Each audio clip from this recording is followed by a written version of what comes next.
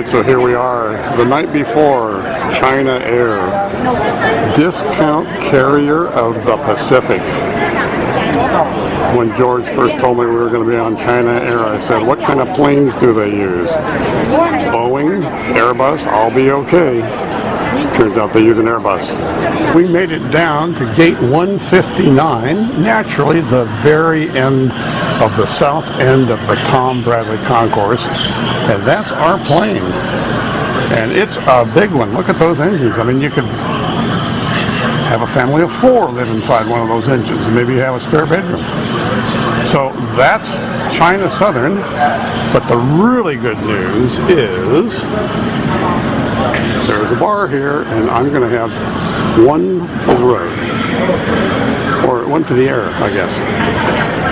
We're getting ready to board. I haven't seen lines like this since 1957 at Space Mountain at Disneyland. But it's an Airbus 380. It's a big plane. So we've got lots of folks all in line getting ready to fly to Guangzhou. No, I probably pronounced that wrong. We'll get the right pronunciation in the next segment. So here we are at the crossroads of the International Terminal, upper level. It's kind of, in a way, your typical international terminal, so we feel comfortable. And well, please look. Boy, you know, you fly 10,000 miles and you run into somebody you know. We've arrived. 18 hours of a 2-hour intermission. Here we are in Kathmandu. We're through customs. It's crazy out here. All right, so here we a traditional Nepali greeting from Ram, our spiritual mentor and guide. Stand up straight. Stand up straight. Chin out. Okay, we're good. Go ahead. Yeah? Yep. Welcome to Kathmandu. Second home. Thank you. Okay. All right. So, 18 hours from LA to, what's the name of the city? Guangzhou, and then 2-hour layover, and then 4 hours here to Kathmandu. 15 hours in customs immigration. Oh my God! So we're hale and hearty. And they didn't take any of the stuff that they told us. We took photographs. We took documents. Birth certificate, everything, and they didn't need any of it. Didn't need any of that stuff. But we don't care. We're just glad we're here. Day 18, we slept well. We were at the Kathmandu Grand Hotel. Grand, of course, is a relative term. There's our George. There's our vehicle. Now we're not all going to get on the motorcycle there. We're going to get right on that Toyota Land Rover. Say, we talked about the electrical system here. If you're going to be a electric repair guy, I don't know where you start if somebody says, I don't have any power, and how do you trace the lines? Alright, so we have Ram in the middle, our tour master, owner of the agency. The guy at the red cap is Mr. Asuk, who will be our guide and translator. George, you know, on the right. And Mr. Asi, you can't see much of, but he's our driver. Last minute instructions, we've got about a 5 to 6 hour drive today. So we're going to have to entertain ourselves, which I think we can do. We're still working our way out of town. Yep. So, do you know the population? How many people live in the Kathmandu area? Roughly? Nearly 3.5 million. 3.5 million, okay. All right. So, George, is that a live chicken or a dead chicken? Live chicken, yeah. That's a live chicken? Yep. Yeah. Oh, that poor chicken. It's a reincarnation. Come back as a chicken and hang off the back of a motorcycle. Yeah, I don't know. Pretty bad. Yeah. We are over the hill and down the other side. We have a paved road. Life is pretty good now. Except for that poor chicken. Well, we've been on the road for a couple of hours. When you find a place with a lot of cars and a lot of buses and various nationalities, you know this is a place you should probably stop. So that's what we're going to do. As long as I don't get run over by this bus.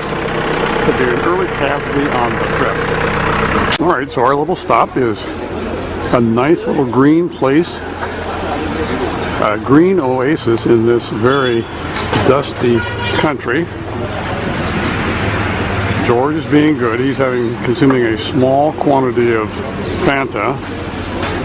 I shouldn't have that beer. That's a big beer, but it's a good beer. It's called Everest beer. Surprise, surprise.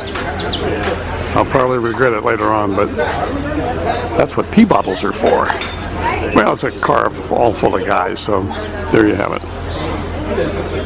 So right next to our little oasis is a rice field. We're starting to see more and more of these rice fields.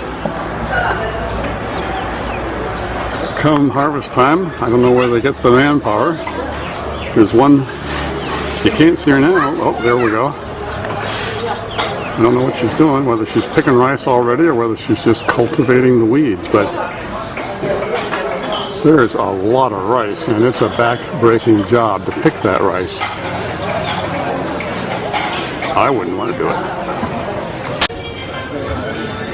Alright, if you see a big bus, you know it's probably safe to stay. So let's check it out. It's time for lunch. Alright, looks like a buffet with let's try rice and noodles and other sort of stuff like that. So we're going to check it out. If you're going to go to the head, you want to have lots of tile. And ladies and gents, but lots of different kinds of tile.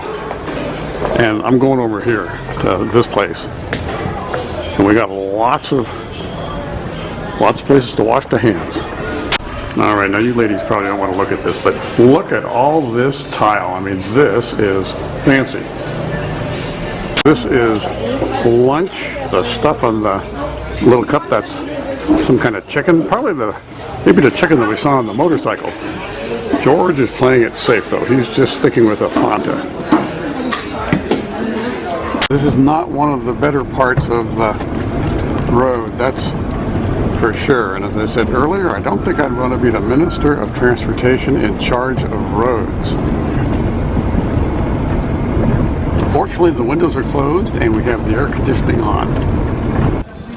Well, we have finally arrived at Pokhara.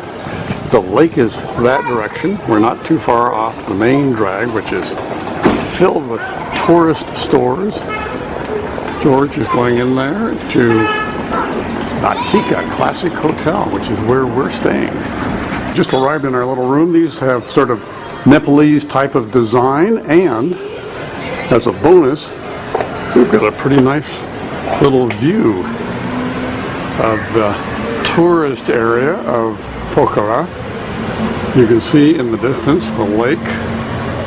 The king used to have a summer palace here. Of course, they don't have a king anymore, so I don't know who got the summer palace. This is the main drag for Pokhara. I should say main tourist drag. On a percentage basis, Westerners are a very high percentage here compared to your average Nepali city. So we're going to go find an Everest beer. Day number 3, and we had a little bit of rain. We're still in Pokhara, but we're heading to our next destination there. Probably about 5 or 6 hour drive. It's a little chilly this morning. Had a bit of a rain, which they normally don't have. But what it has revealed is our first glimpse of one of the mountains. Now we're not going on that one. We did that in that area on our very first trip. We're going somewhere else. And just a cultural comment, a lot of folks here, of course, can't afford cars, so they ride motorcycles. Now these guys must be all on their way to work because there's no family members, but on the road yesterday we saw a lot of men with women behind them and sometimes even small children. So it's time for the morning fuel up. I don't see much happening though, so not quite sure what the holdup is. These guys are probably also anxious as well. So we just found out no electricity, so we're not getting any fuel either. So maybe we're hanging around for a little while. I don't know how long. I think the rest of the city has power, so maybe it's just a fuse or something. Well, while we're waiting for fuel, here's a look at the Annapurnas. This is the western side of Nepal. They're not as famous. They get no respect. Everybody wants to go to Everest. Well, not everybody, but almost everybody. But those are pretty high mountains. We're talking 15 to 20,000 feet high. Still have snow on them. But we're not going there. That's north, we're going west. Meanwhile, still no power and the line's getting longer now. If I was one of these guys, unless I was out of fuel, I'd ride somewhere else, but maybe this is the only fueling station around for a few miles. So I just asked our guide, Asuk, if we get to come back this road. We're on our way to a town called Benny, and he assured me that we do. And George and I are so happy about this because this road has certain characteristics that we want to experience twice. You know, maybe we forget or miss something. Yeah, in case we miss something. That's entirely possible. So the interesting thing about this stretch of the road is this is a two-way road. Fortunately, we don't have much traffic coming the other way. And, oh, here's a turnout. Okay, so there's plenty of space because we got this turnout. A lunch break. We're at the little town of Benin. And they tell me it's safe to eat here, so that's what we're gonna do. We've got about another 2-hour drive, and the road is really rough compared to what the road has been that we've been on. So are we ever looking forward to that? Alright, so Anthony Bourdain, I am not, but we are going to partake of the national dish here. I filmed the cooking. Yes, cooking. Good cook? Namaste, good cook. Okay.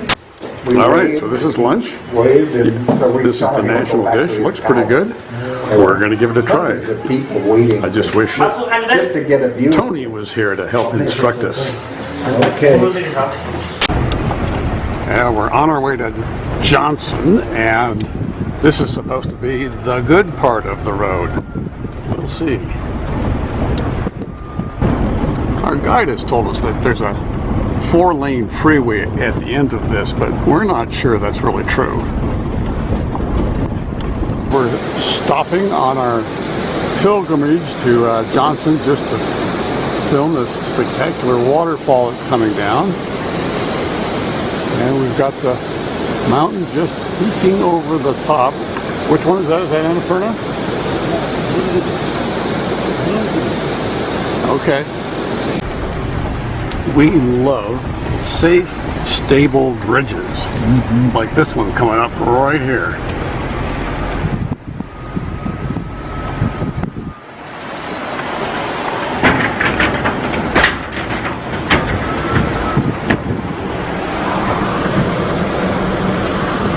That's what we're going over.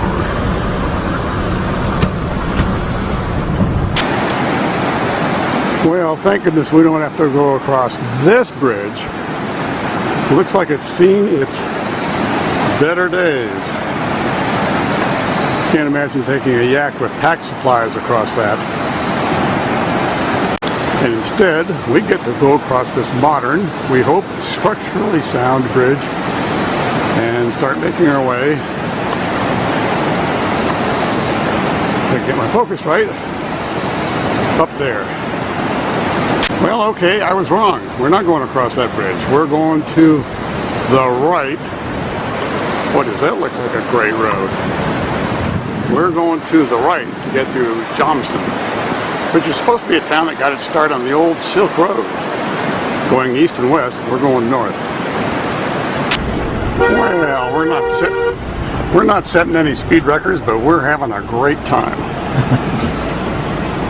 And we don't know, we may be setting it. Well, we could be setting a speed record. I mean, imagine doing this by yak. Right.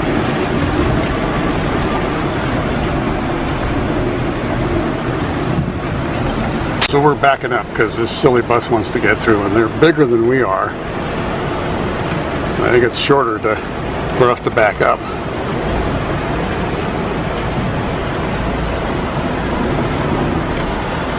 Well, we're not there yet, and actually I think it misread the sign. It was 2 kilometers to Tim's check post. Structural Information Management System. Kapapani. Yeah, well, that sounds pretty good. Yeah. Makes sense to me. All right, so we had to get permits. We've got our permits. Our guide is showing them, and hopefully they will let us pass. So we are continuing our journey, and where we're going is somewhere up that valley. So we're not there yet, and it's going to take us a while at 4 miles an hour. Did I mention that they love suspension bridges? This place is a mess in terms of mud and people and buses and cars trying to get by, but the reason they're doing that is because of this waterfall. Pretty spectacular.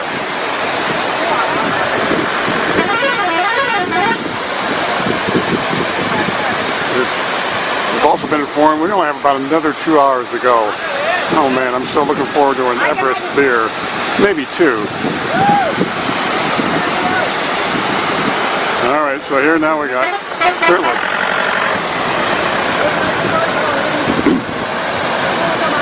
Alright, you can't make this stuff up here. But they're gonna squeeze by. They're marvelous at squeezing by. And somehow nobody hits anybody. At least from what I've seen so far.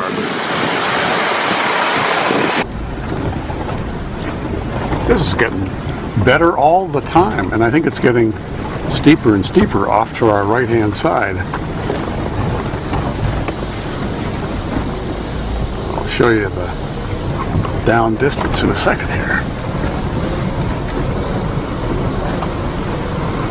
Yep, that's pretty far down.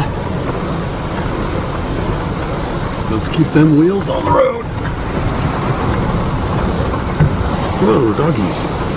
Yeah, well, we've got hikers, we've got bikers, and we've got a couple of vehicles coming the other way. So we're stopped at a wide spot in the road. All right, so daylight is turning into twilight, and twilight is beginning to fade, and I'm beginning to fade.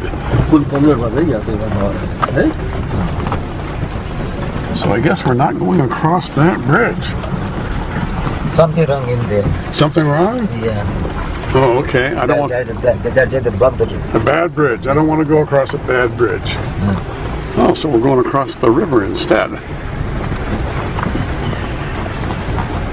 Well, it's not a very deep river. Like this one is But it's cold though. Yeah, cold, yeah. Cold river, all right. Yeah. Glacial melt. Well, there's the bad bridge. It's okay to me, but I'm glad we're over here. They love their bridges. Finally arrived after a long, hard drive. Kalapani Guest House. Also the Annapurna Coffee Shop and Bakery. So that's pretty cool. So that's our place. I have no idea if we have heat in our rooms. I'm guessing we probably don't, but you'll be the first to find out. But we are so happy to be here. Oh, and I got to do the mountain up there. It's a nice mountain. I don't know, maybe this is the annex for overflow or something. Oh, and there we go. So we're getting up there. I have no idea how high we are. We're not all that high. You only be 8,000 or 9,000 feet. I'll find out and give you a real number soon. So here we go into our little place right here. Oh, come on, George, put your shirt on here. All right, so George and I have been in the Annapurnas before, and this room actually is luxurious by some of the standards that we've had. It does not have any heat. I did find out that we're only at 7,500. For those of you that know about Big Bear, I think that the Top of the ski place, Snow Valley or Snow Summit, is probably about 7,500. So we're going to be fine. Day number 4. The day dawned crisp and clear. It's a good thing I don't use hackneyed, trite phrases to describe the trip. Meanwhile, getting a little sun on the western ridge there. We're not going there today, but if we were, that's where we'd be. Those are probably about 15,000 feet high, maybe a little higher. We're going somewhere to the left, and I don't think we're going to be in snow, but you'll be the first to know if we are. Got to go now for my hot ginger tea, a little bit of porridge. Our unheated room really wasn't all that bad once you get underneath the duvet, fully clothed. I am going to have to stop drinking 16-ounce Kingfisher beers before bed, though. It's just brutal going to the head in an unheated room. Now that we've got full sun on the upper mountains, and we can see a little bit of wind coming off there, it's worth one more shot. We've got about a 5 or 6 hour drive, and then we're going to do our first little trek. It's not a serious trek because this is a victory lap trip for us. We don't need to do any hard stuff, just some fun stuff. Well, this is our first stop of this morning. I guess this qualifies as a village. No 7-Eleven, no gas stations. You see all the new homes going in? But we do have new homes. We're going to get to that in a moment, but we have to take a quick shot here of the surrounding landscape. But maybe things are looking up for this little village because we've got some expansion going on right here. This is Hotel Cheer, We got some chickens too, though. Pheasant Valley. Pleasant Valley? Hotel Cheer, Pheasant Valley. Pheasant Valley, all right. Well, they got power. So we've stopped in the little town of Tucci for some fuel, some petrol, some diesel in this case. We're still along this river. We've been following the river valley up most of the morning. We still probably have about 4 hours to go before we get to Johnson. Better be worth it.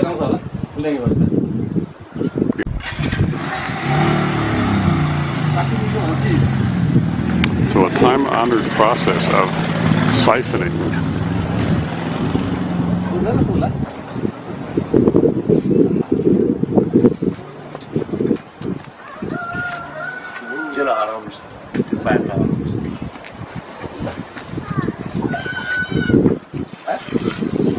Got the gravitational suction going. Notice he didn't keep his mouth on the hose all that long. Just needed to kind of get it going before the diesel got to your mouth. We've just arrived at the little dusty town of Johnson. Trekker's paradise. You see some bikers taking off in the distance. We are going to have some tea at Hotel Trekker's Inn. We're going to go upstairs and have our tea. So we're going upstairs in the Trekker's Hotel. Nice couple there, wanting to get their picture taken. So this is a pretty typical Trekker's hotel, and here is a Trekker's room. So we're headed for the upper balcony. For those of you familiar with Hennessy's upper deck in Hermosa, not quite exactly like Hennessy's, but here we are. So I just sat down and noticed this spectacular mountain, which George tells me is a Nilagiri, but we're going to check the pronunciation. Meanwhile, there's contact with the outside world because there's somebody with a satellite dish. So we've left the little town of Johnson. We're heading north further north we get, the more it starts to look desert-like as we get close to the Tibetan border. We don't have any Tibetan visas, so we'll have to stay on our side. Unless no one's looking, maybe then we'll quickly step over.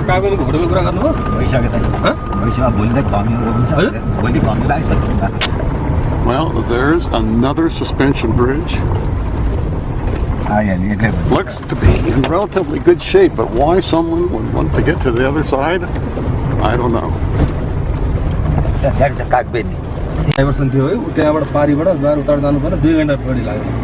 We're so excited.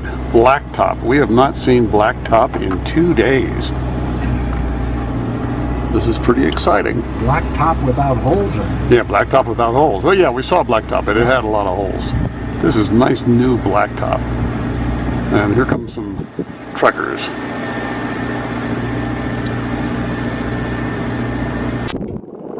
Well, we have arrived at the Bhutani village and monastery. Bit of a climb up.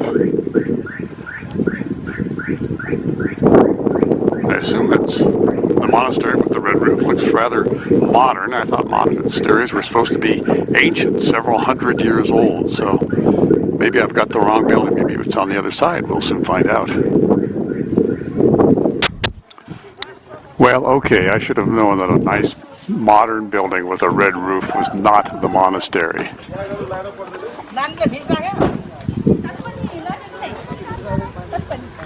It's somewhere up there.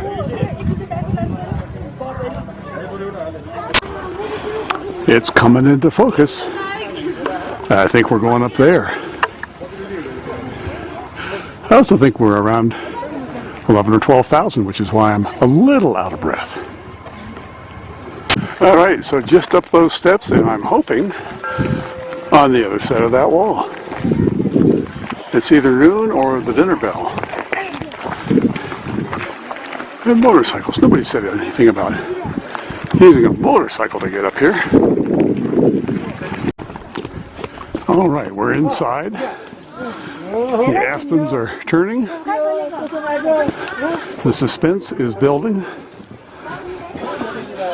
I don't think the Buddha himself, of course, is here, or the Dalai Lama, but I'm sure we'll be pleased and amazed.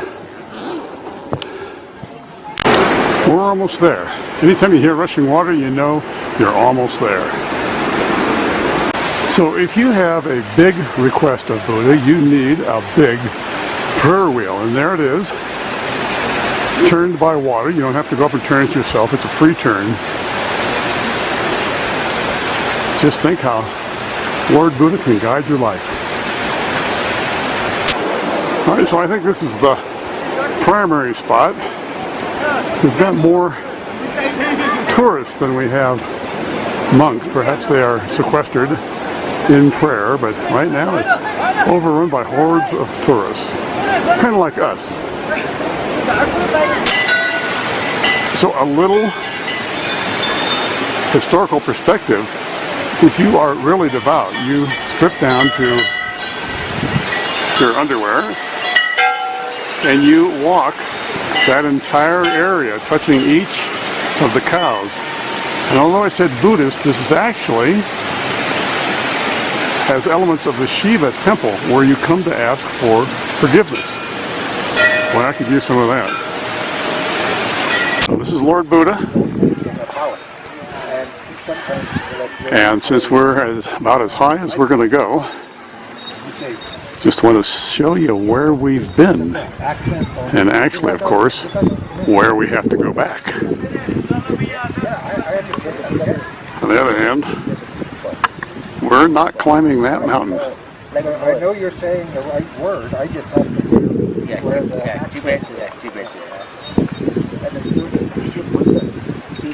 But that's the road we came up, and that's the road we're going back on. All right, so we are down off from the monastery. We're going to lunch at Hotel Grand Shambhala. Shambhala sounds like a distant record name. Anthony Bourdain, we are not. So my meal They did have pickled yak liver on the menu, but like I said, that's why we're not Anthony Bourdain. Mine's more prosaic. It's supposed to be beef with rice. Could be yak though. I'm thinking it might be yak. Mildly spicy, a little chewy. Actually, pretty good. George wanted a cheese sandwich, but it's got sliced onions on it and pickles, and he's pulled the onions off. And onion. Excuse me, and onion. So this is our lunch for today. Not drinking enough. I think you're right. All right, so this part's for Susan. Well, A nice little hotel kitty right there. Indeed. A little high altitude kitty. Grade 2,800 in here. Haven't seen many cats in Kathmandu and Nepal and everywhere else. I'll give you to your owner.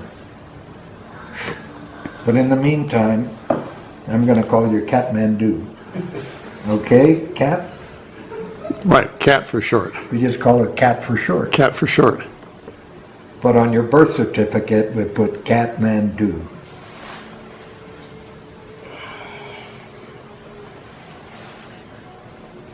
Oh, she's really a pup. I mean, she's It's just a brand new kitty. a few weeks. Yep. Oh, and have you made a big mistake? You know, I've been told this is the great room. Our room's upstairs. George carefully put the cat over in the couch. And now he's carefully getting up the stairs. This one? Yeah. We're out for a little stroll. And we're wondering if the McDonald's folks know about this. It's a good chance these guys are never going to get caught. We are in the local monastery. These are little monkettes in training. Some of them will actually go on to be monks, other will not. We're going to go into the temple. We have to leave our shoes. We have to leave our shoes here.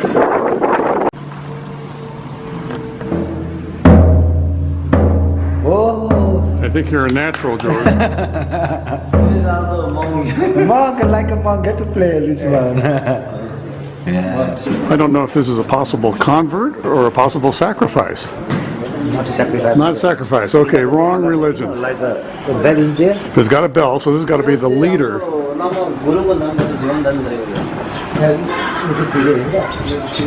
So, George, you're not going to let a sheep buffalo you now, are you? Just because it has very long horns and looks like it's ready to butt you? Like it's ready to destroy me. It does, doesn't it? Yeah. I'm assuming he can't get in here Right. because of that. I think you're safe. Well, and we're sort of wandering up close to the old monastery, 585 years old. Let's see how far we can get before we either have to turn back or get turned back. This place is not totally abandoned because there is a door with a lock. Yet on the other hand, some of it is in a bit of disrepair. It also looks like some power lines and some water lines. Prayer flags flapping in the wind. Reminds me of the early part of Batman Begins. Is this real life imitating art or art imitating real life? And of course we have the series of prayer wheels here. If you are a devotee, you have to pass by and give a gentle touch to every single one of these wheels. And then there's a whole another set above. That's only for Tibetan basketball players. The tall ones, of course. Oh, first it was Yak-a-Donald's and now it's Applebee's. But notice the little B, so I don't think there's any trademark conflict here. We are at, I think, the north end of the village. or whether it's north, south, east, or west, it's the end of the village. And so we're looking up the canyon, up the riverbed. And here's the sister or the brother, maybe a cousin.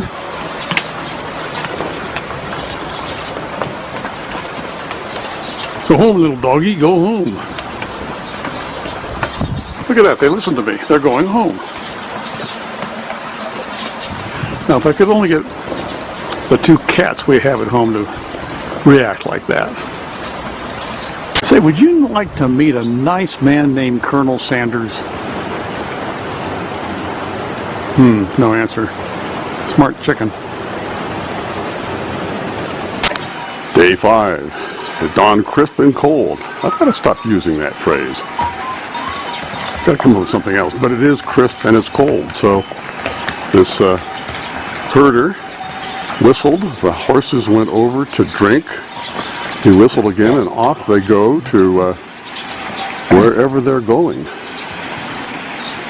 And we said breakfast at 7, and when they say 7, they mean 7. So we're just killing some time.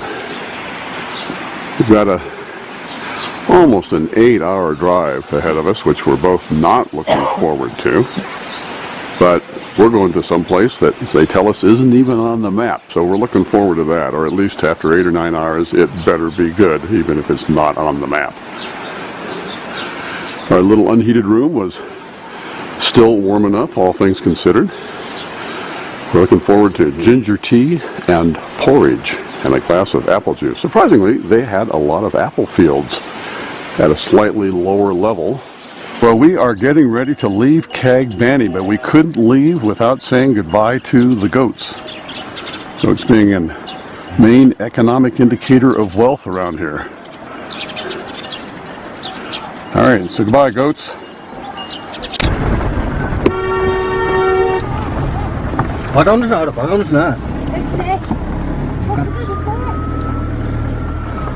Got some slow-moving cows.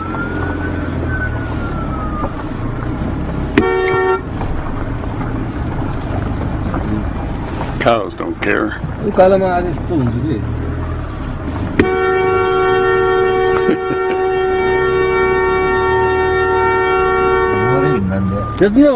I don't think the horn is working.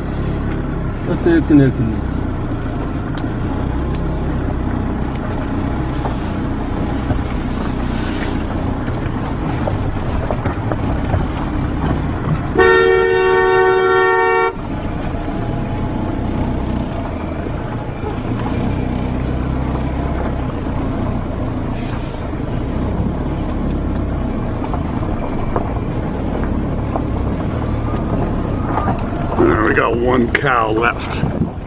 No, 2 cows.